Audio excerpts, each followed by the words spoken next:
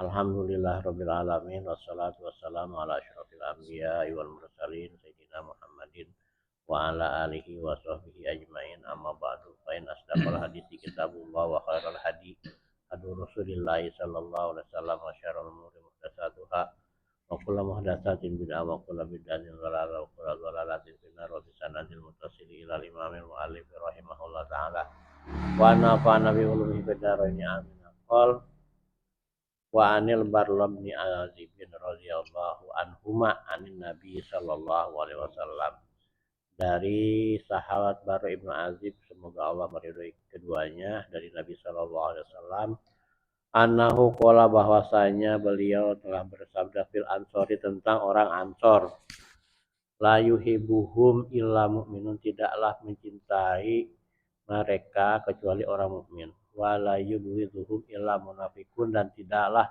membenci mereka kecuali orang munafik. Man ahabbahum ahabballahu, barang siapa yang mencintai mereka, maksudnya orang Ansor, ada Allah akan mencintainya. Wa man abghadahum abghadahullahu, dan barang siapa yang membenci mereka maka Allah akan membencinya. Muttafaqun alaih. Selanjutnya hadis 381, an Mu'adzin radhiyallahu anhu, dari sahabat Mu'adz. Qala, beliau telah berkata, sami itu aku telah mendengar Rasulullah sallallahu alaihi wasallam yaqulu, bersabda, qala Allahu azza wa jalla, telah berfirman Allah azza wa jalla, al mutahabbuna fi jalali,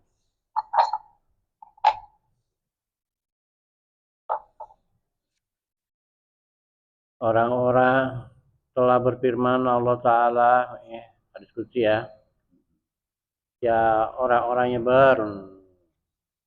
mencintai, saling mencintai karena aku, lahum manabiru min nurin, bagi mereka itu mimbar dari terbuat dari cahaya, yaghbil tuhumun nabiyuna wa syuhada'u, yang sangat diinginkan oleh para nabi dan syuhada. Mimbar itu maksudnya ya. Rahu Tirmizi wa qala hadisun hasanun sahihun. Hah? Bukan. Manabir. Mimbar. Dari minbarun, manabir. Mimbar. Yang mimbar itu sangat diinginkan oleh para nabi dan orang soleh. Artinya hanya diberikan kepada para nabi dan syuhada ya. Mimbar yang di masjid-masjid gitu. Iya, kira-kira begitu. Nah, kalau gambaran mimbar ya. Nah. Kemudian hadis selanjutnya, hadis 382, wan Abi Idris al-Khawlani, dari Abi Idris al-Khawlani rahimahullah. Qala, semoga Allah meridhoinya, merahmatinya, beliau berkata, dakhaltu masjidah Dimashq, aku telah masuk masjid Damsyik. Damsyik itu apa? Syria sekarang ya. Damaskus ya, Damaskus kan Syria ya. Faiza fata barokus sana'a, ketika itu ada seorang pemuda yang giginya mengkilap. Nah, ini dijelaskan bahwa ungkapan untuk orang yang murah senyum. Nah, gitu kan. Wa idzan nasu ma'ahu, dan manusia, orang-orang pada bersamanya, ngelilinginnya. Fa idzah talafu fi syai'in asnaduhu ilaihi, jika manusia itu berikhtilaf, berbeda pendapat, dia dijadikan sandaran, pada nanya kepadanya, wasadaru an roihi, dan bersandarkan merujuk kepada pendapatnya. Fasa'altu anhu, maka aku bertanya tentangnya. Fakilah, dikatakan, haza Mu'adz bin Jabalin radhiyallahu anhu, ini pemuda ini namanya Mu'adz bin Jabal ya. Falam makan minal ghadi, ketika besok, hajar tuh, aku datang. Hajar di sini hajar tuh ini bakar tuh wahu, artinya datang ke masjid lebih awal, mubakiron. Fawajatuhu qad sabaqani bitahjiri, aku mendapatinya dia udah mendului aku. Ya, artinya si siapa tadi nih orang tadi ya. Orang tadi pengen ngeduluin apa namanya? Ngeduluin Muaz, ternyata Muaz udah duluan. Wa wajatuhu yusolli, maka aku mendapatinya lagi sholat. Fantazurtuhu hatta qadha sholatuhu, aku nunggu sampai sholatnya itu selesai ditunaikan. Tumajituhu, kemudian aku mendatanginya min qibali wajihi, dari arah depan. Ya. Fasalam tu alaihi, kemudian aku mengucapkan salam kepadanya. Sumakul tu, kemudian aku berkata, wallahi, demi Allah, inilah uhibbuka lillahi, sungguh aku ini mencintaimu karena Allah. Faqala Allahi, ya, maka Nabana Muaz berkata, demi Allah. Faqultu Allahi, ya demi Allah. Faqala Allahi, Allahi. Kenapa disebutnya ini pakai Allahi, Allahi? Karena di depannya adalah lillahi, ya. Membawa ininya, amilnya amil jawazim, khopan. Amilnya amil jar, udah ada lillahinya di depan, ya. Maka demi Allah, maksudnya gitu. Fakultu Allahi, ya demi Allah. Fa akhadha bihabwati ridai, maka Muaz ngambil ini apa namanya, rida itu apa, sorbannya. Fajabazani ilaihi, maka dia mendekatkannya kepadaku. Faqala absyir, maka Muaz berkata, absyir, bergembiralah. Fa ini sami'tu Rasulullah sallallahu alaihi wasallam, sesungguhnya aku telah mendengar Rasulullah sallallahu alaihi wasallam yaqulu, bersabda. Qala Allah tabaraka wa taala, telah berfirman Allah tabaraka wa taala, wajabat mahabbatil mutahabbina fiya,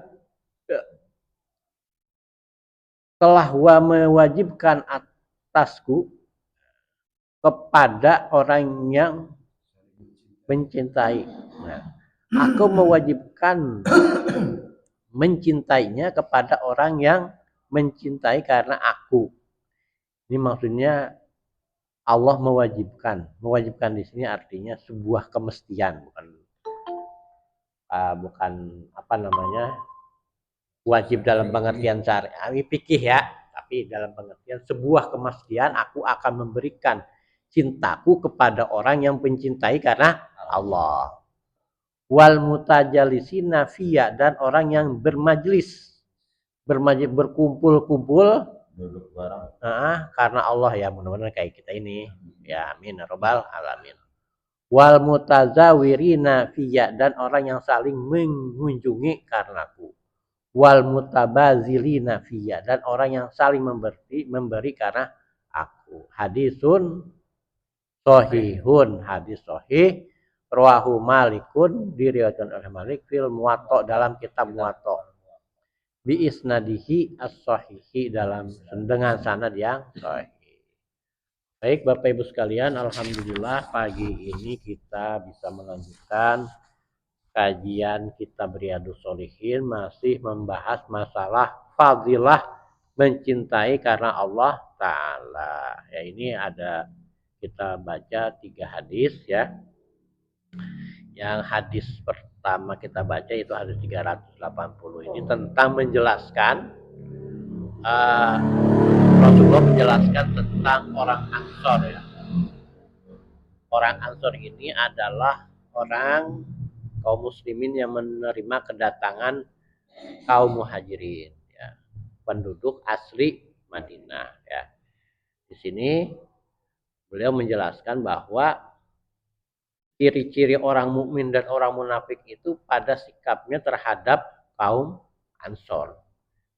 Dikatakan bahwa tidaklah orang beriman, tidaklah mencintai mereka kecuali orang mukmin, dan tidak membenci kecuali orang munafik.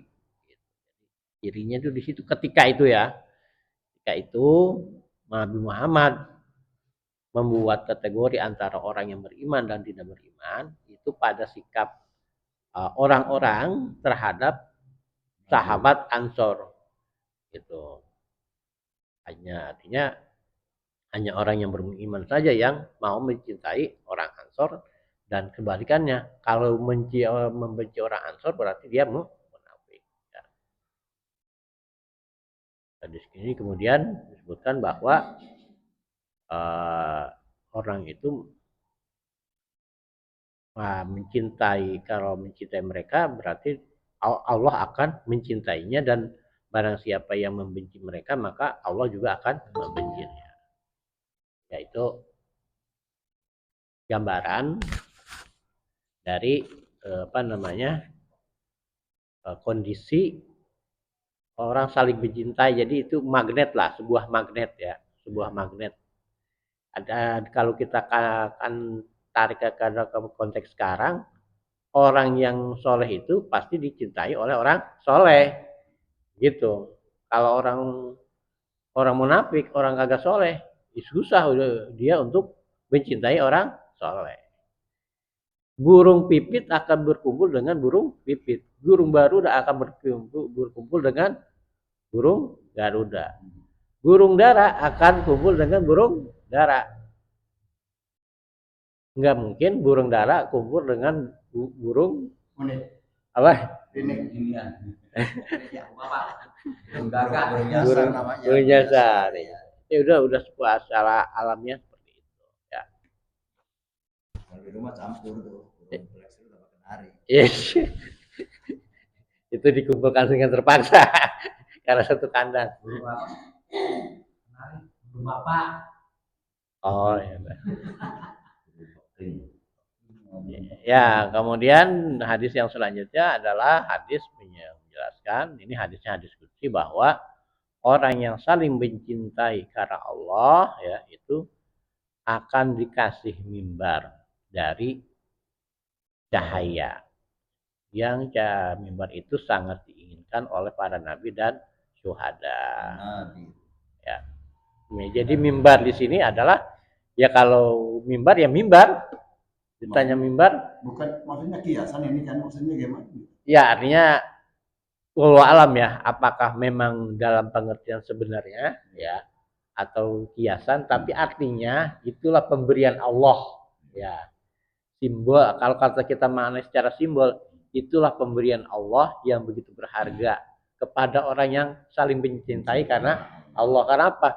Ukuran berharganya yang itu diberikan hanya kepada para nabi dan syuhada. Jadi kalau kita pada sisi ini ya, nah, pada sisi ini kita sebagai manusia ya pengen mendapatkan derajat seperti para nabi dan syuhada pada sisinya ininya ya. Tadi tidak ada pada sisi yang lain. Itu kita kalau kita mencintai, saling mencintai karena Allah, kita akan mendapatkan derajat yang sama dengan para nabi dan sholihin pada sisi itu ya. Tapi jangan berlebihan kita ininya ya, memaknainya ya, karena ya kita gitu ya, awam yang tetap pada posisi sebagai orang awam, beda dengan para nabi dan syuhada kan gitu.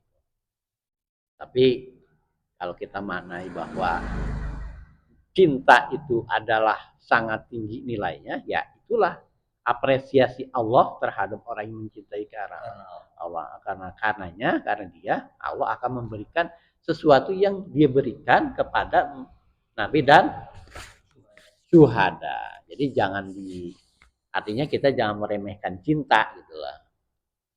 Bukan begitu, Bang Omar? Ya, jangan pernah meremehkan cinta. Cinta juga yang menggerakkan seseorang yang nggak kuat jadi kuat gitu. Semangat.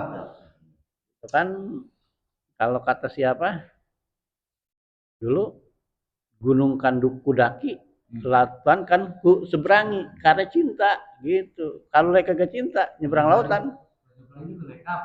Iya mau pakai apa kek? Mau pakai apa? Ya artinya begini, kalau kita Kalau kita nggak ada sesuatu yang kita tuju karena cinta gitu kan, nyebrang lautan ngapain amat, mendingan di Jakarta kan gitu. Tanya Romai Atau Ramalah. gimana kalau aja Itu yang gunung. atau kalau kata siapa? Bang Roma, Kalau kata Darso beda lagi. Mapai jalan satapak. Ah, gitu. Gitu. Hujan angin dordar gelap nggak dianggap, yang penting ayah nutuju usaha mawar bodas kan gitu. Gitu kira-kira. Artinya dalam konteks manusia cinta itu emang sesuatu yang sangat kuat pengaruhnya ya. Dan kalau cintanya itu karena Allah, maka Allah akan memberikan pemberian yang sangat tinggi ya. Di sini disebutkan mimbar yang terbuat dari cahaya ya. Kemudian hadis selanjutnya ini kisah tentang ya, kisah dalam di sini bukan berarti dongeng ya. Kisah ini cerita tentang Muaz. Jadi Muaz bin Jabal itu adalah salah satu sahabat Nabi Muhammad SAW yang beliau memberikan kepercayaan ya. Karena Muaz ini kalau dalam kajian fikih dan kajian usul fikih menjadi sosok ulama sahabat yang memberikan simbol dari ijtihad gitu kan. Beliau punya kapasitas bisa menerjemahkan perintah-perintah Rasul dalam bentuk yang lebih praktis di negara-negara lain gitu ya. Nah beliau ketika itu adanya di kota Damsyik, yaitu Damaskus. Damaskus itu ya Syria sekarang. Kufah. Beda, kalau Kufah itu kan di Irak. Kufah itu di Irak, Damsyik Syria sekarang. Beda lagi. Kalau sekarang kan udah beda. Kalau dulu kan memang namanya itu ya satu kawasan. Syam. Dulu disebutnya Syam. Syam itu meliputi Palestina, Syria, Irak juga, ya. Libanon juga. Kalau sekarang udah terpecah-pecah menjadi Bogor itu namanya ya Bodetabek. gitu dah. Ya, nah di sini dikatakan ya. Musuhnya Palembang. Ya, jadi di sini cerita dari Muaz bin Jabal itu ya. Muaz bin Jabal ini bahwa beliau itu mempunyai gigi yang kinclong, ya. Artinya ini sebuah ungkapan beliau itu murah senyum ya. Beliau itu dikelilingi orang-orang yang kalau orang-orang itu lagi berbeda pendapat nanyanya ke beliau, dan di bawah pendapat itu dijadikan rujukan karena memang beliau itu punya kapasitas untuk itu. Rasulullah sudah mempercayakan ya. Kemudian si siapa sih ini orangnya ya? Ya, yang datangnya itulah ya, orang yang artinya orang Damsyik sendiri nih artinya. Penasaran itu siapa sih gitu kan, akhirnya beliau pengen ketemu muka gitu. Kalau siang mungkin udah nggak kebagian tatap muka karena selalu banyak orang yang mengelilingnya, maka beliau ini datang kepada Muaz pada waktu sebelum subuh. Itu kayak ginilah, kayak Bang Omas sama Babe Mahfud gitu kan. Datang dari duluan gitu kan. Duluan gitu. Nah, ini yang menceritakan hadis ini ya tadinya dia yakin bahwa beliau itu datang lebih duluan. Ternyata pas begitu datang, udah ada Babe Mahfud. Udah bangunin subuh 10 menit lagi gitu kan. Ya gitu ya. Ini Abi Idris ini bukan bapaknya Imam Syafi'i ini. Bukan. Siapa? Imam Syafi'i. Yang mana? Ini Abi Idris. Oh bukan. Ini kan periodenya beliau ini periode. Siapa? Ini kalau Abi Idris ini ada periode tabi'in. Ya. Jauh generasinya. Bukan. Karena kalau Idris Asy-Syafi'i itu Beliau kan kalau Imam Syafi'inya kan tabiut tabiin. Nah, kali ini nih ceritanya Bapaknya Idris.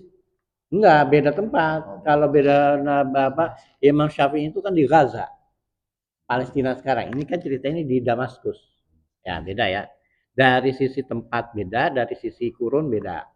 Ini beliau ini kalau saya menduga Abi Idris ini bukan termasuk sahabat. Kenapa? Karena dari sisi tempat beliau ini adanya di Damaskus. Ya jauh tidak ketemu. Dari segi jarak nggak ketemu. Dan dari enggak, kalau ini sepertinya udah periode saha ini udah periode inian Khulafaur Rasyidin. Iya, karena beliau ini di tempatnya di Damaskus karena pada waktu periodenya Rasulullah apa namanya siapa ini siapa sih sahabat ini Muaz ini diutusnya ke Yaman. Ya, jadi pada periode ya ketika Rasulullah masih ada, Muaz ini dikirimnya ke Yaman.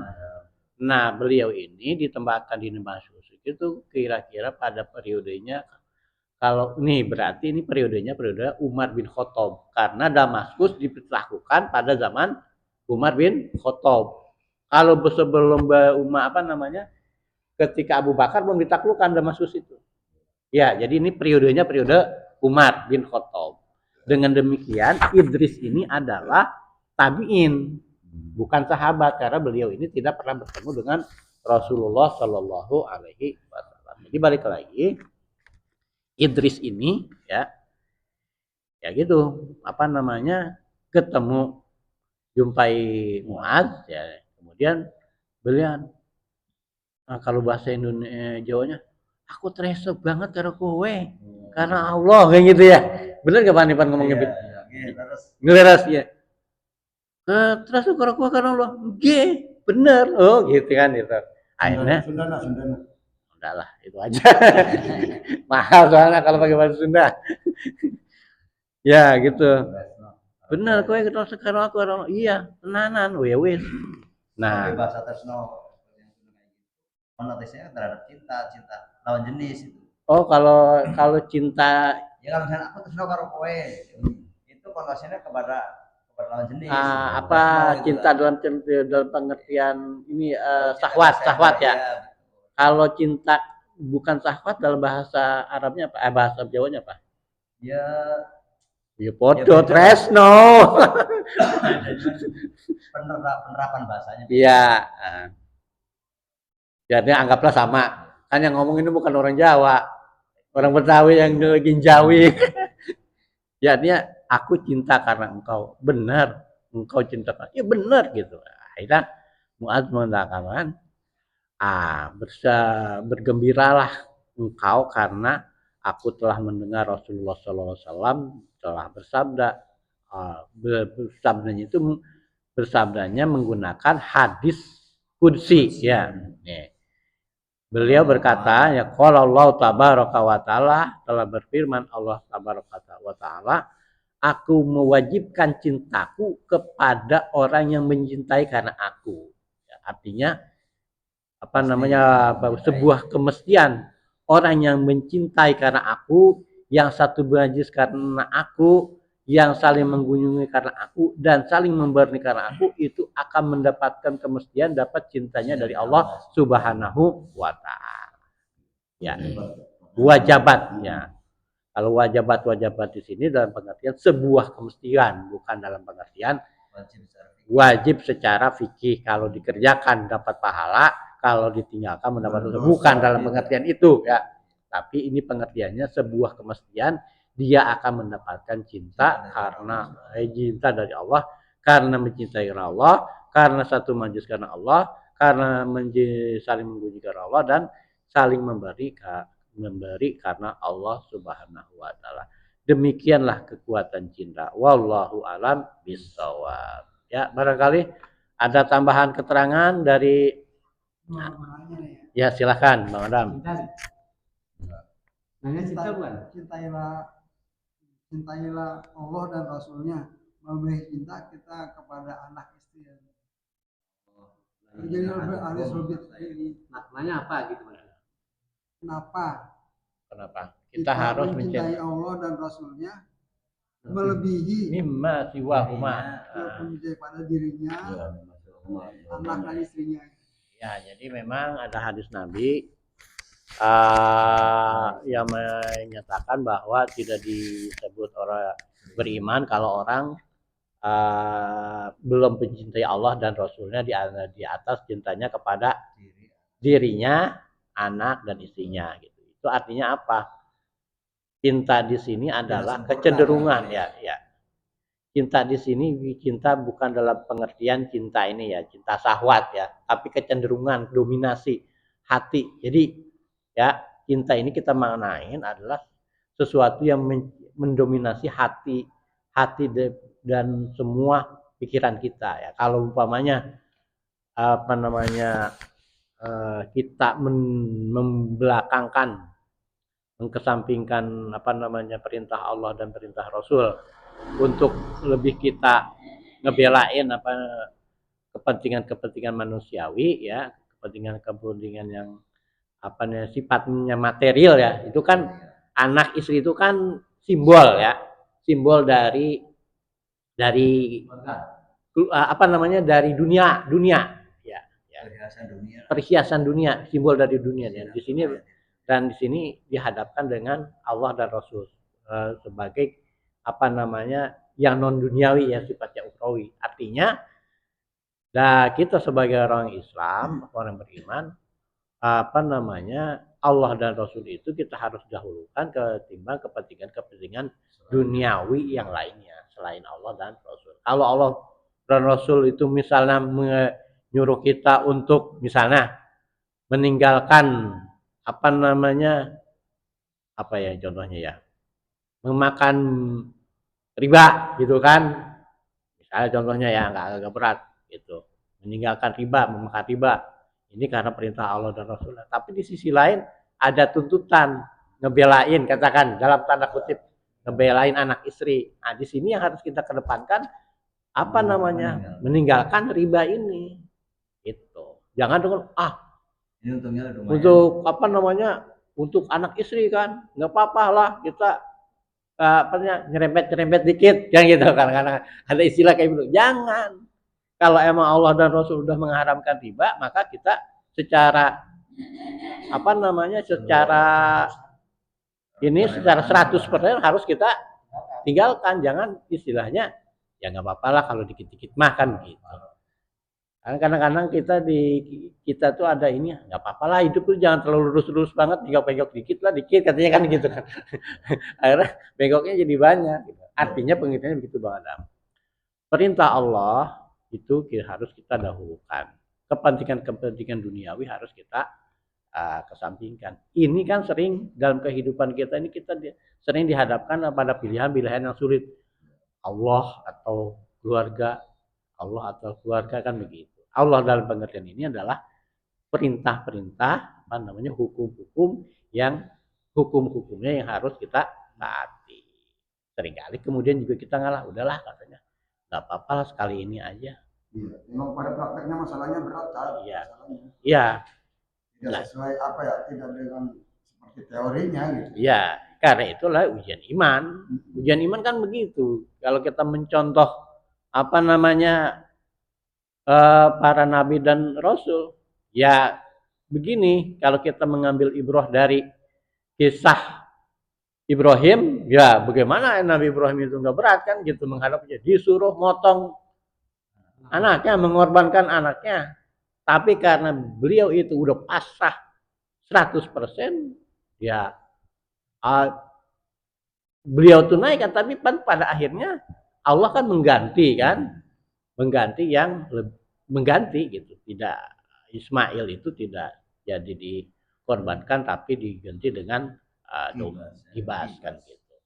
Nah seringnya memang kita dalam kehidupan kita sehari-hari dihadapkan pada pilihan-pilihan. Ya kalau memang kita teguh ya kita mencontohnya kepada keteguhan para nabi dan rasul. Wallahu a'lam bishawab. Subhanakallahumma wa bihamdika asyhadu an la ilaha illa anta astaghfiruka wa atubu ilaik. Billahi taufiq wal hidayah. Wassalamualaikum warahmatullahi wabarakatuh. Terima kasih Bapak Ibu yang sudah online. Saya undur diri dulu.